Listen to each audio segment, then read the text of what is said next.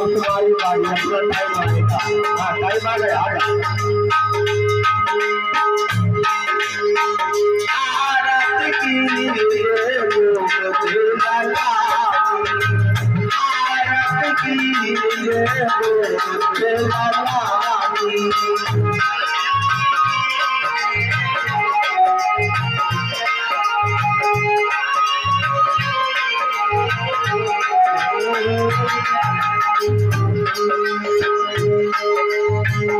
पंचशील का पाठ पढ़ाया,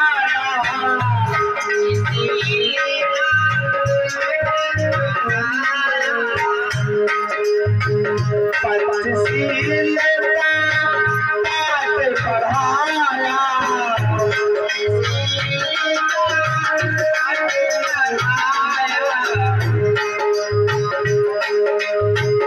सीलों के हर माल कला, सीलों के हर माल कला।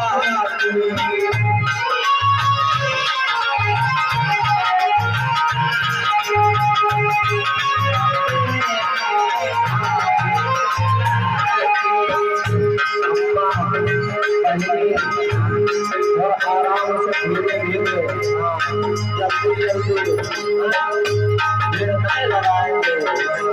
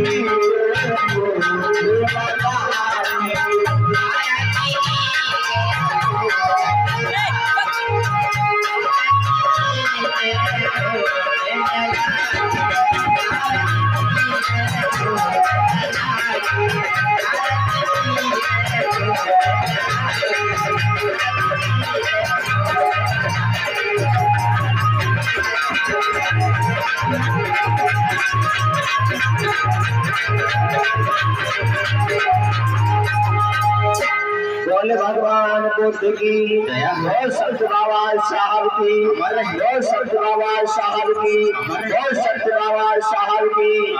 अभी तो तुम लोग बाकी है, अभी तमाम जने बाकी है।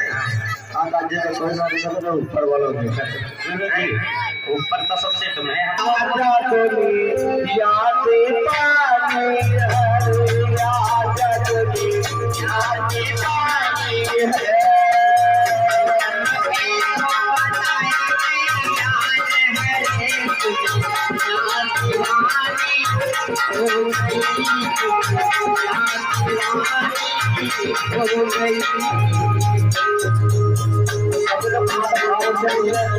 ताली बजाओ। उधर कुर्सी वाले हाँ तो खाओ करूँगा और अम्मा नहीं बेटी जिया अरे कभी अरे इसको पता है वो जाने वाला तुझी जाती बाती है तुझी जाती बाती है